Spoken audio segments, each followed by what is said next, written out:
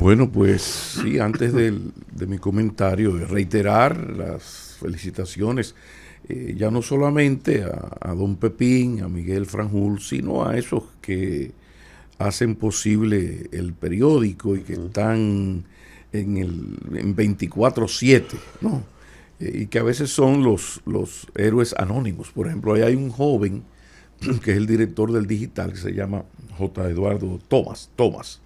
Este joven, que es una lumbrera del joven periodista, un muchacho muy joven, y que es la persona en la que se ha apoyado Franjul, que es el hombre de la experiencia, para meterle esa fortaleza que tienen los jóvenes, ese deseo, ¿verdad?, de comerse el mundo, y para ellos nada es imposible.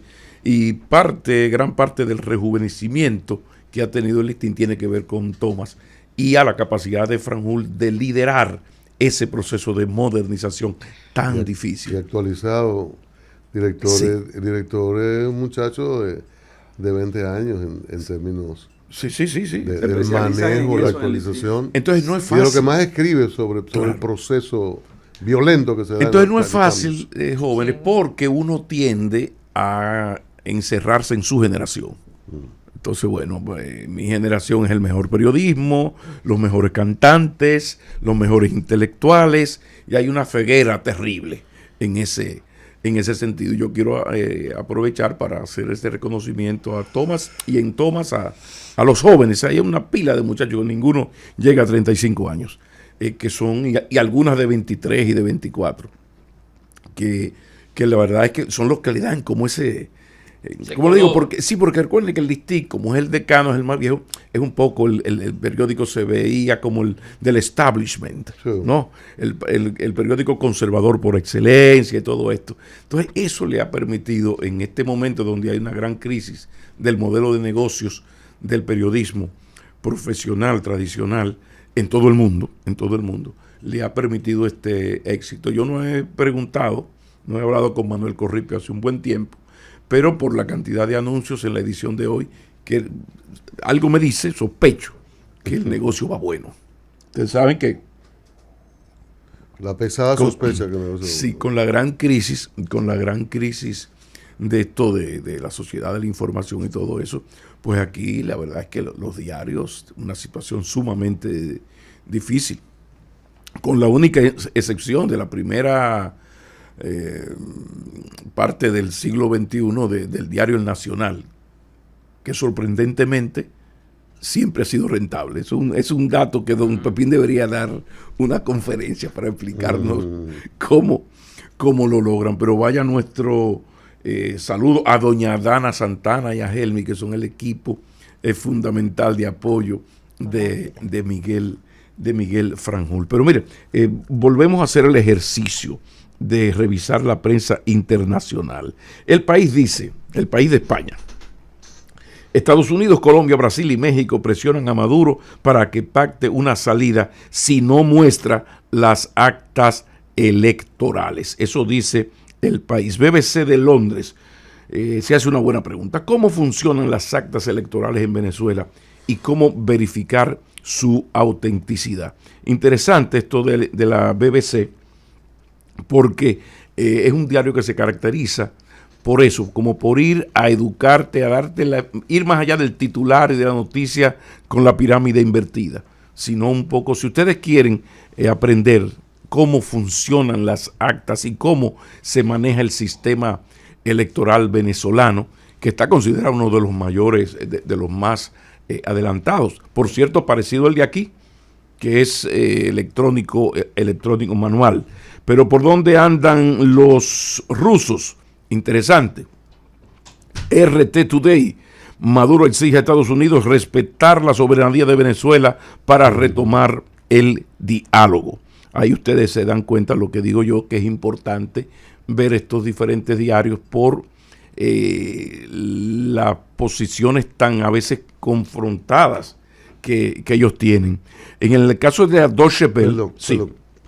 En el corte que íbamos a poner de Maduro, que ya sí pasó, él dice que Estados Unidos, que hice referencia a las negociaciones de hace un año, sí, que no respetan ni lo que firman, porque hubo acuerdos para esa bocanada, esa ese poco de aire que le dio a Estados Unidos Post-crisis. Porque necesitaba petróleo después de la crisis por la invasión a Ucrania de parte de Rusia. Bueno, ya que tú sacas eso, te doy el dato de que se da como un hecho ya innegable que fueron fuerzas norteamericanas las que explotaron el gasoducto de Nord Stream, que hizo a Alemania peligrosamente dependiente del gas ruso. Y al ponerse la cosa más fuerte, los norteamericanos se dieron cuenta de que en esta crisis ellos estaban en desventaja por la distancia y necesitaban otras fuentes disponibles. Esto lo hablamos aquí en su momento, donde yo le decía, caramba, qué cínicos son.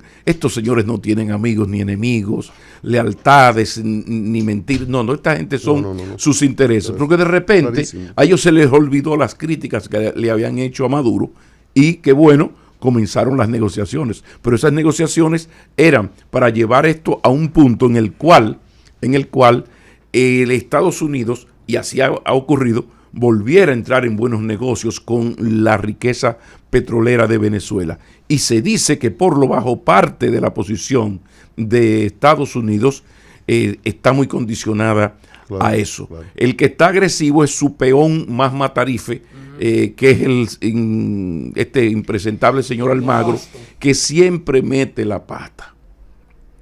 Porque es una persona que es la negación de las características psiquiátricas, psicológicas que debería tener un secretario general de la OEA, que debería caracterizarse por su capacidad diplomática y su madurez política, y su visión, y una conciencia de su responsabilidad. Ustedes escucharon a Roberto Álvarez, ¿verdad? Lo acabamos de poner. Tú sabes las cosas que dijo sin decir en lenguaje diplomático el señor Álvarez. Ahora ese es un diplomático con salud mental, pero además con un manejo excelente de el discurso diplomático. En el caso dominicano le pasa a un Leonel Fernández, a quien yo siempre vi después de su salida en 2012 de la presidencia, siempre vi como un muy posible secretario general o de la ONU o de la OEA, porque se habló de eso.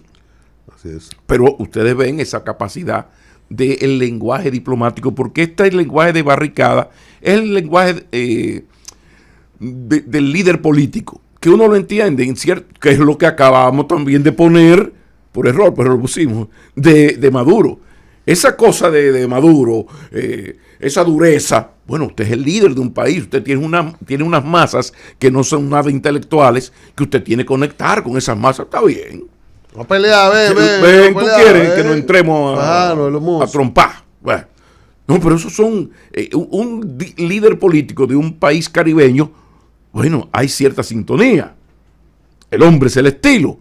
Ahora, este señor pide el arresto en un momento que el mundo entero, unos más tendenciados para acá o tendenciados para allá, pero el mundo entero es lo que está en diálogo. O sea, el mundo entero lo que está es presionando. Ustedes vieron la sesión de la OEA, la posición dominicana, vamos a lo de las actas, que sí, que no. Este tipo sale con esto que no viene a cuento. Pero bueno, ¿y los chinos? ¿Qué dicen los chinos? ¿Por dónde anda el Xinhuat, pero en español? Vamos a ver por dónde, qué nos dicen los chinos. ¿Por dónde andan los kilos? Mira, una noticia muy buena. Beijing, Julián, como tú piensas ir de vacaciones con la familia para China próximamente, Beijing emite tarjetas de prepago para visitantes internacionales.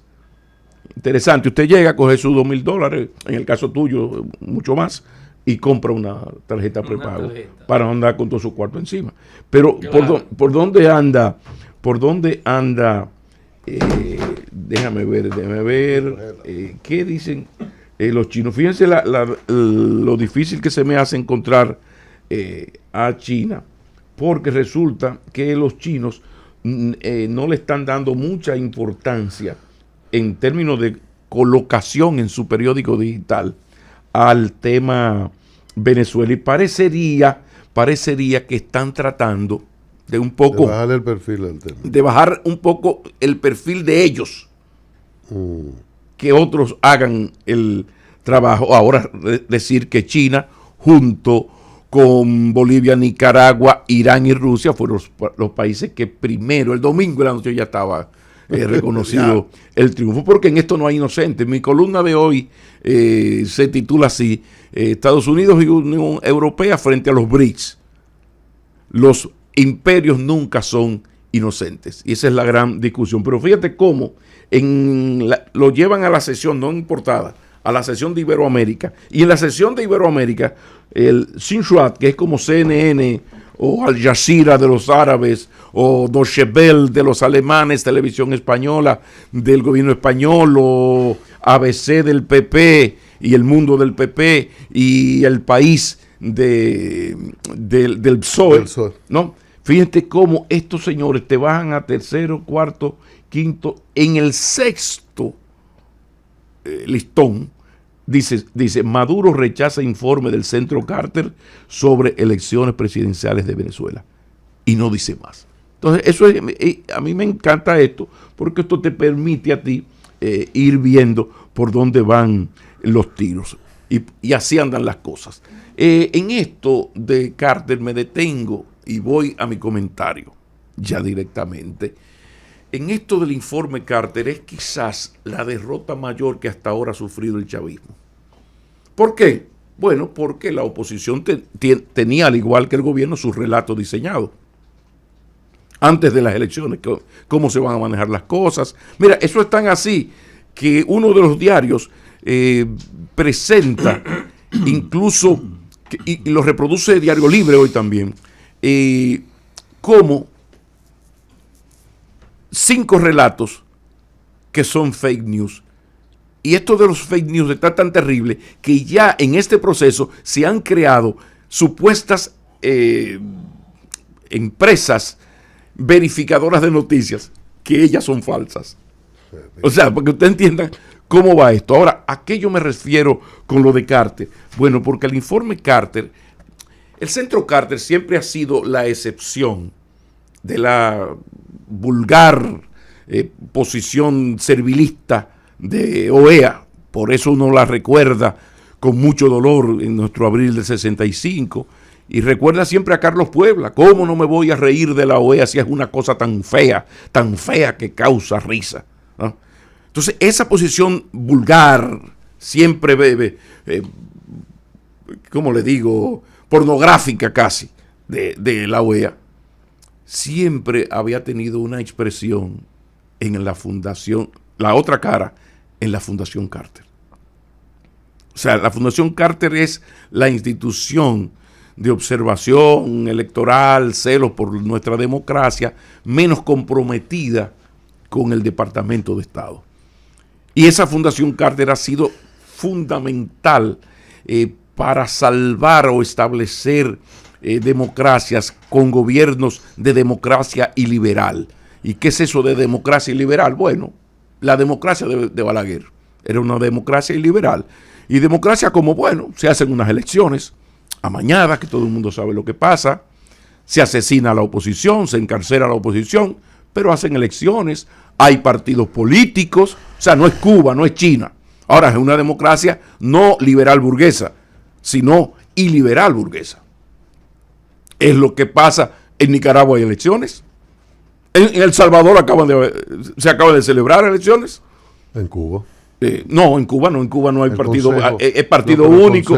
Bueno, pero no hay partido único y no hay medios de comunicación, te arranco la cabeza y punto. No, estas democracias tienen ese sello de iliberal, que es por donde anda navegando Maduro, y por eso el distanciamiento del Lula da Silva de Brasil y el distanciamiento de Petro no se suman a las andanadas del extremo norteamericano y los países satélites, que ustedes ven que, mejorado con el excelente discurso diplomático de nuestro canciller, pero usted sabe que si usted lo analiza despacito, somos los 7 países con los que Venezuela rompe relaciones, son los 7 países que son jinetes de la acción que define de alguna manera el Departamento de Estado, con matices.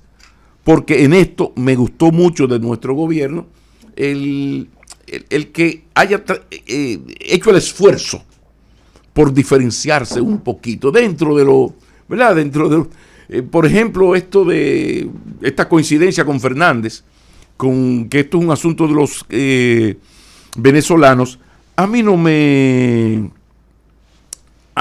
convence mucho. Ahí yo no estuve de acuerdo con mi querido profesor Fernández Reina, ni estoy de acuerdo con el gobierno dominicano.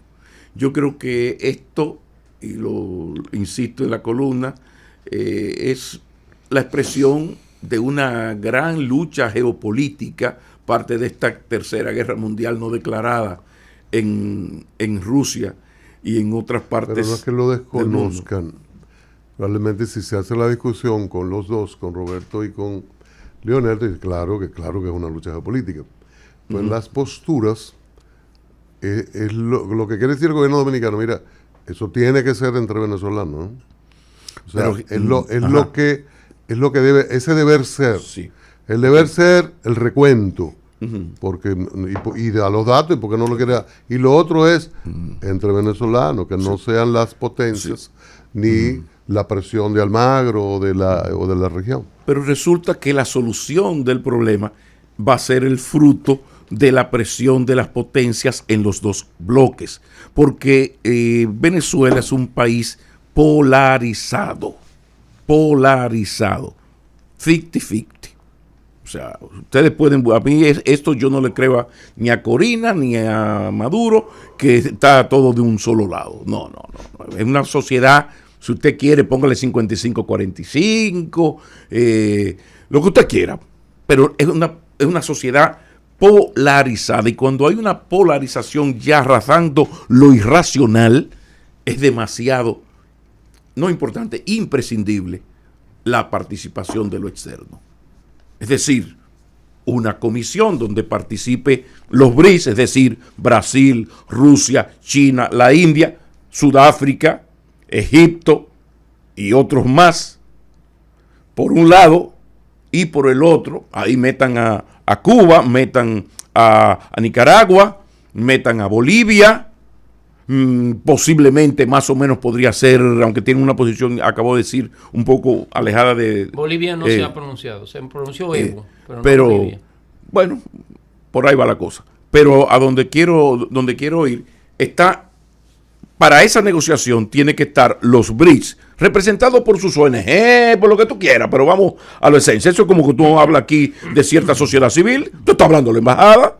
Entonces, la negociación en Venezuela pasa por los BRICS que acabo de mencionar, pasa por la Unión Europea y pasa, por supuesto, por los Estados Unidos, que están como el gran escritor en busca del tiempo perdido. El escritor francés, que ahora se me escapa, en busca del tiempo perdido, recuperando el terreno, la influencia perdida, porque el caso de Estados Unidos en América del Sur no es el caso estadounidense, República Dominicana, que ningún gobierno puede darse el lujo, salvo que quiera abandonar el Palacio Nacional, de entrar en graves contradicciones con los norteamericanos. Puede darse el lujo, quizás los que más han llegado más lejos han sido Leonel con las relaciones con Cuba, Danilo con lo de China, que le costó, entre otras cosas, y por otras razones también, la salida del gobierno, y aquella posición de Luis Abinader en Los Ángeles, donde se negó a firmar, y hubo benvitas y no cayó muy bien, pero claro, no es que Abinader es un suicida, que ahora va a decir, no, yo quiero negociar, voy a tener una posición a lo Colombia, a lo Petro o a lo Lula. No. Abinader sabe muy bien su responsabilidad.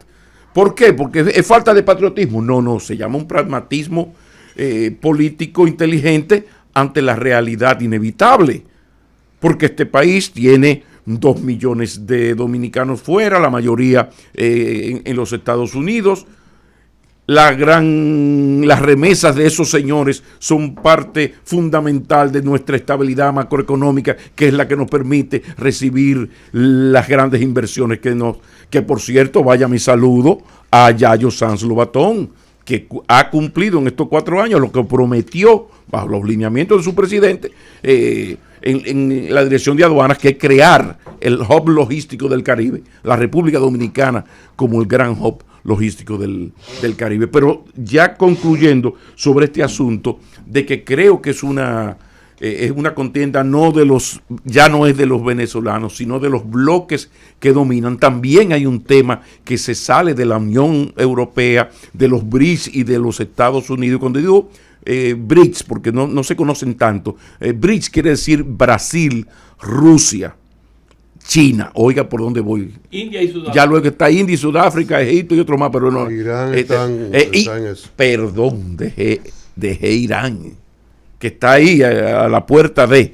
Entonces, ya estos grandes bloques del mundo multipolar que somos hoy, el globo terráqueo, bueno, tienen que estar presentes, pero se nos había olvidado algo que vi que lo destacó hoy Rosario Espinal en el Hoy, que es también el interés de los países latinoamericanos por la estabilidad política y social en Venezuela, porque ya son 7 millones, de los cuales a nosotros nos ha tocado grandes inversionistas y mucha clase media, alguna clase media baja y algunos casi pobres, sí, pero no es el caso de Sudamérica.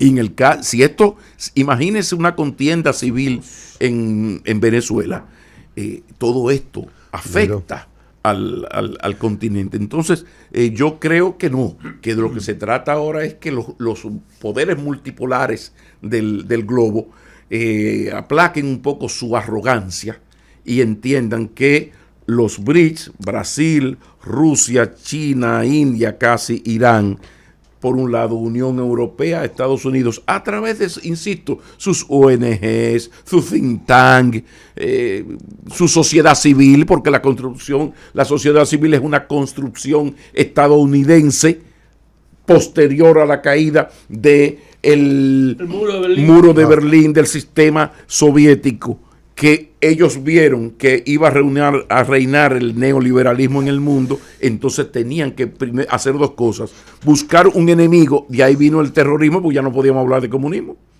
ya no había comunismo, ya no había que dar golpes de Estado para salvar un país del comunismo. Ahora hay que invadir países con el tema del terrorismo, y ahí está la desgracia de Irán o Afganistán. Pero también al mismo tiempo yo tengo que crear mis gobiernos paralelos al gobierno normal, y por eso aquí, incluso hasta en las altas cortes, primero ya hay funcionarios del gobierno que no fue una decisión del presidente. Ya que hay funcionarios que todo el mundo, dije algo que no se debe decir, porque es un error, lo de que todo el mundo lo sabe. No, se maneja, en ciertos niveles se maneja la información de funcionarios de la embajada, que la embajada le pide a un presidente que coloque a tal o cual. Pero también en las altas cortes, busquen todas las altas cortes que se han formado en los últimos 6, 8 años, y siempre hay un señor que no es pro PLD, pro PRD, pro PRM, sino que se premia a la sociedad civil. Una sociedad civil, y no a cualquier sociedad civil que somos todos, sino una sociedad civil con vínculos directos y brazo ejecutor de la Embajada de los Estados Unidos vía la USAID.